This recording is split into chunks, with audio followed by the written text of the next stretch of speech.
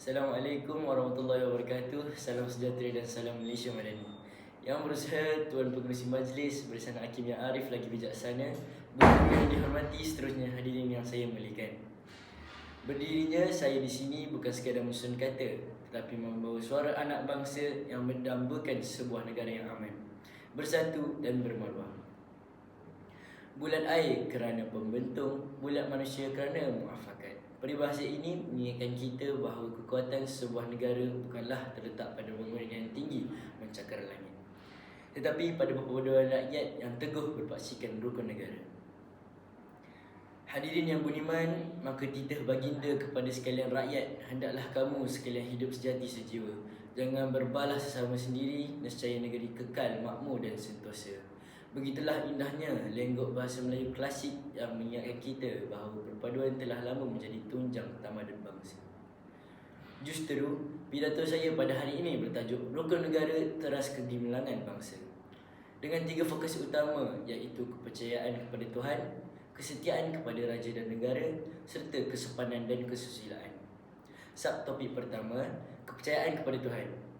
Hadirin sekalian, prinsip pertama rukun negara ialah kepercayaan kepada Tuhan.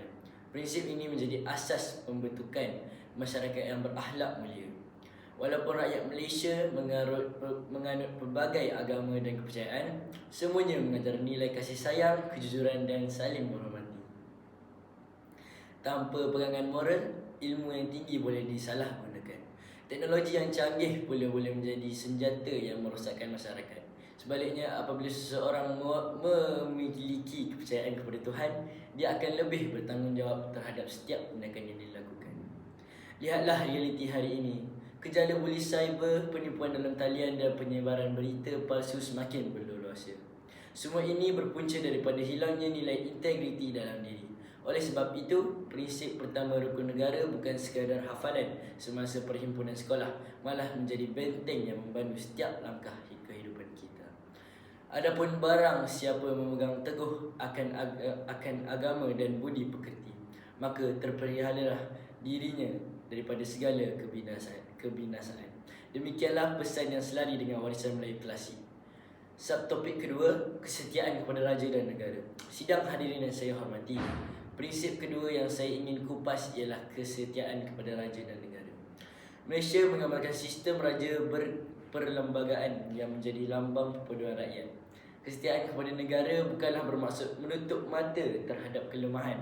Sebaliknya, bersama-sama memelihara keamanan dan perbaiki keadaan dengan cara yang berhemah. Generasi muda hari ini mempunyai peranan yang amat besar. Mereka perlu mengisi kemerdekaan bukan dengan kata-kata kosong, tetapi dengan ilmu, inovasi dan semangat berpatriotisme, tetapi mengibarkan semangat cinta akan negara dalam setiap tindakan. Sebagai pelajar, kesetiaan kepada negara boleh dizahirkan melalui disiplin, menghormati undang-undang, menjaga harta benda awam dan menghargai jasa peluang terdahulu.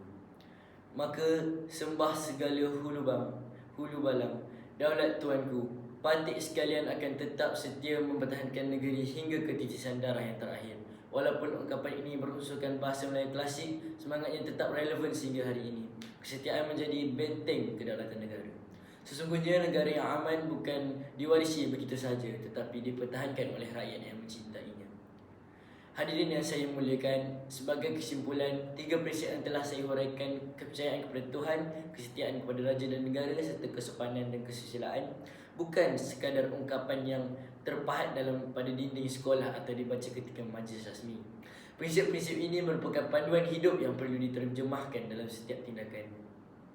Marilah kita menjadi generasi yang bukan sahaja menghafal rukun negara, tetapi benar-benar menghayati dan mengamalkannya. Andai setiap rakyat memainkan peranan, pasti perpaduan akan terus utuh, keamanan akan terus terpelihara dan negara akan terus melangkah kejayaan. Sekian, terima kasih.